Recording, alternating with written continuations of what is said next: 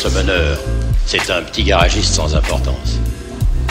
Si j'ose me permettre, c'est même dommage de le faire bouffer par les lions parce que c'est le seul qui sache bien réparer les chars dans ce foutu pays de merde. Faut dire qu'on se demande ce qu'on a fait aux dieux pour se retrouver dans un bled à la con pareil.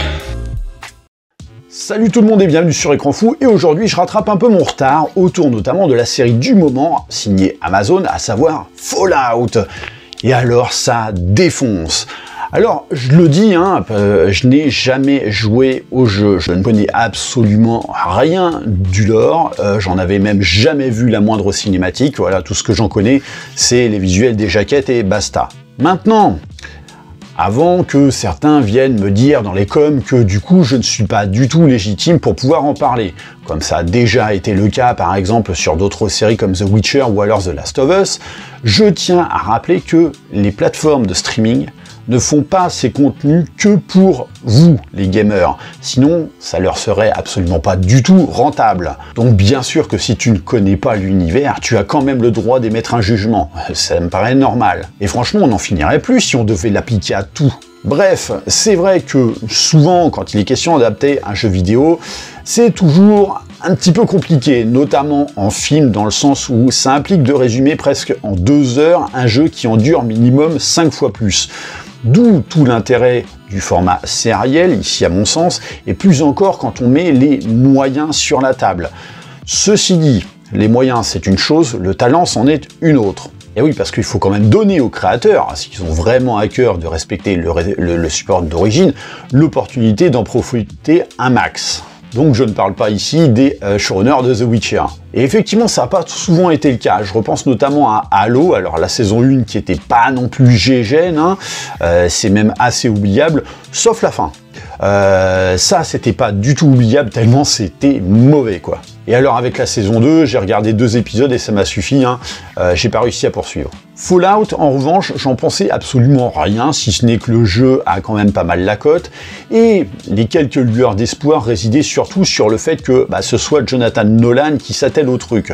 Quoique assez étonné quand même, dans le sens où il est, on va dire, peu axé sur les délires ouvrant à des contextes un petit peu loufoques, voire humoristiques, et que Fallout, justement, s'y prête visiblement. Bref, si au demeurant ça pouvait, alors notamment avec la bande-annonce, paraître ultra kitsch, en vrai ça fonctionne parfaitement, et je dirais même que c'est formellement assez soigné. Donc avec ce contexte uchronique qui nous plonge dans un univers post-apo rétro-futuriste un peu, donc c'est vraiment un pur mélange des genres, même avec notamment le côté western, mais ici en fait, tout trouve une justification à ce mélange. Et alors c'est assez marrant parce que en regardant la série, je serais pas foutu de vous dire quel genre de jeu c'est Fallout. Et c'est en ça que finalement je trouve le truc assez efficace, parce que je pense la série sait exister indépendamment malgré tout, quoi. Et tu comprends tout sans avoir besoin de jouer au jeu, parce que on t'explique tout. Alors je sais pas si c'est fidèle au scénario des films, visiblement de ce que j'ai entendu de certains fans, oui ça a l'air d'être quand même assez le cas, mais effectivement tout est expliqué, notamment grâce à des petites rétrospectives assez sympas qui sont plantées ça et là dans l'histoire, Mais oui, je le répète, je ne serais absolument pas foutu de vous dire quel genre de jeu précisément c'est Fallout, mais pourtant ça m'a quand même donné envie de corriger le tir, et notamment d'acheter le 3. Oui, parce que moi j'ai encore une PS3 en état de marche, je suis un vrai dinosaure pur jus. Et alors c'est là pour moi que la recette fonctionne, c'est que ça a réellement un format sériel, notamment dans l'histoire, avec de multiples intrigues et puis des destins qui s'entrecroisent autour de plusieurs personnages. T'as plein de rebondissements, et je pense que tu présentes le truc à quelqu'un qui n'a jamais entendu parler des jeux et qui ne sait même pas que ça adapte un univers vidéoludique, il y verra que du feu, quoi.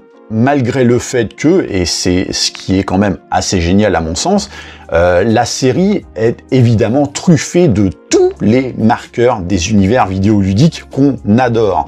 Donc des monstres à buter, un univers post-apo, du shoot'em up avec donc des gros guns, des grosses armures bioméca, le délire de chevalerie aussi, et j'en passe. Il y a vraiment de tout, mais ça passe comme une lettre à la poste. Et surtout, c'est ultra gore, quoi. Ah bah niveau violence graphique, ils ont pas été radins, T'as des grandes giclées d'hémoglobine de partout, des têtes qui explosent, des entrailles, des personnages dégueulasses, Et les réalisateurs de la série, dont Jonathan Nolan, s'en amusent quand même vachement d'ailleurs, hein. Et ça amène notamment à des situations assez loufoques, comme je le disais, hein. Après, outre le fait que j'ai vraiment apprécié ce délire sériel sur le fond, puisqu'on a quand même des choses à te raconter, et ça c'est quand même bien, les personnages sont assez strange. C'est-à-dire que l'héroïne déjà, alors Lucy qu'elle s'appelle, alors elle est super bien jouée par l'actrice, hein, donc Ella Purnell je crois, mais ce personnage bénéficie déjà d'un vrai build-up, et ça c'est vraiment bien. Et son côté naïf la rend assez attachante. Et vraiment, je suis content de voir qu'on ose encore aujourd'hui présenter des personnages féminins avec, malgré toute la vulnérabilité. C'est assez inédit, quoi. Bien que j'avoue que son côté ignorant est complètement à côté de la plaque sur la réalité de ce monde est peut-être un peu trop tiré en longueur tout de même, hein. Je crois que ça dure sur 3 épisodes et demi. Donc ça peut être long.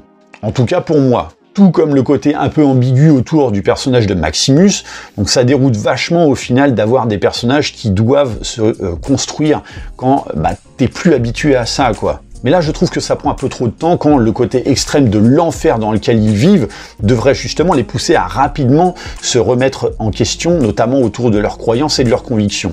Après, bien sûr, au fil de la série, ça change et ça, c'est bien. En revanche, le personnage de Cooper, donc la Ghoul, alors lui, il est génial. Alors, j'en dirai pas plus, mais Walton Goggins, donc il est incroyable dans ce rôle, hein. Toute sa filmo ou presque, hein, de toute façon, ce n'est que ça, hein, des enfoirés, mais là, t'as vraiment un personnage hyper badass. Mais s'il y a bien un truc qui m'a quelque peu gêné dans cette série, c'est le fait que tout le monde évolue sur une superficie d'environ 20-30 km de diamètre, tu sais, mais en fait, tu passes d'une forêt luxuriante à un décor totalement dévasté et ultra aride en un claquement de doigts, quoi. Et tout le monde finit par se croiser tout le temps dans cette superficie. Ça, c'est le truc qui m'a un petit peu fait tiquer. Mais en dehors de ça, c'est quand même plutôt cool. Le délire rétro-futuriste fonctionne à merveille. Déjà, moi, j'adore ça. Surtout, en plus, avec ces petites musiques des années 40 qu'on te colle un peu partout, hein, et qui nourrit effectivement le délire un peu barré de la série. T'as un véritable décalage entre le climat totalement dévasté et ce côté musical qui est un petit peu enjoué, quoi. Et surtout dans cette série, ce qui est fabuleux, notamment à travers les différentes intrigues, c'est qu'il y a du suspense. Donc franchement, Fallout, c'est vraiment la preuve qu'on peut adapter du jeu vidéo, mais à la condition de le faire bien.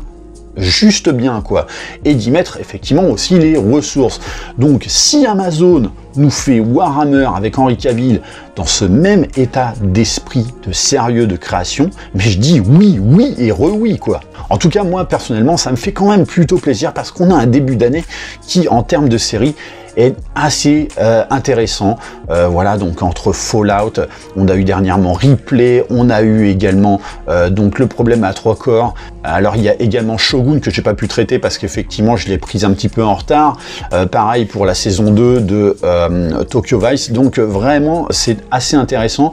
Je suis assez content par rapport à l'année dernière qui était un petit peu une période de vache maigre de pas loin de 12 mois. Donc ça c'est plutôt cool. En tout cas, comme d'habitude, je vous laisse les commentaires pour me dire ce que vous avez pensé par rapport à tout ça. Bien sûr, pensez à liker et partager la vidéo. Pensez à vous abonner à la chaîne de manière à vous tenir informé des prochains contenus. Et moi, je vous dis à très bientôt pour une prochaine vidéo. Allez, bye!